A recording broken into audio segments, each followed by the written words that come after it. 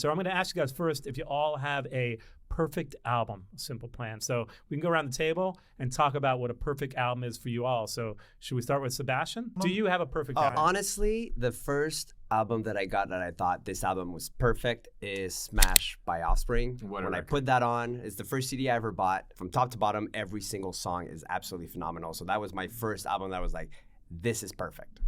Pierre? I'm struggling between two right now. There's one that's a very obvious big record I'm going to shout out just because I have to, but like back in 1994 when Green Day came out with Dookie, like that was like, it kind of changed the whole game. But later on, there's another record that I really felt was changed my perspective of a certain genre, and it's Thrice, The Artist in the Ambulance. And because I never really was a fan of like hardcore stuff with like screaming and different things, and I put that record on, and I was like, yeah, this is pretty good. It's a pretty good record.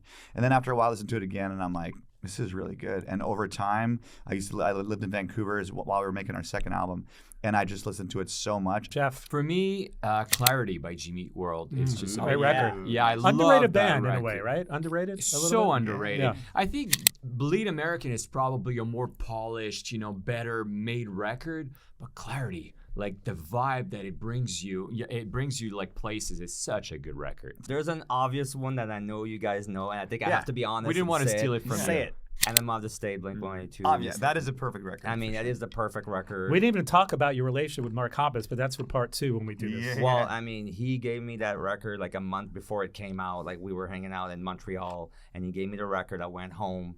I put it on, and from the moment it started playing, I'm like, this is gonna change everything. This is gonna be, it informed what we wanted to do with Simple Plan, but more than that, it influenced every single garage or basement bands in the whole world.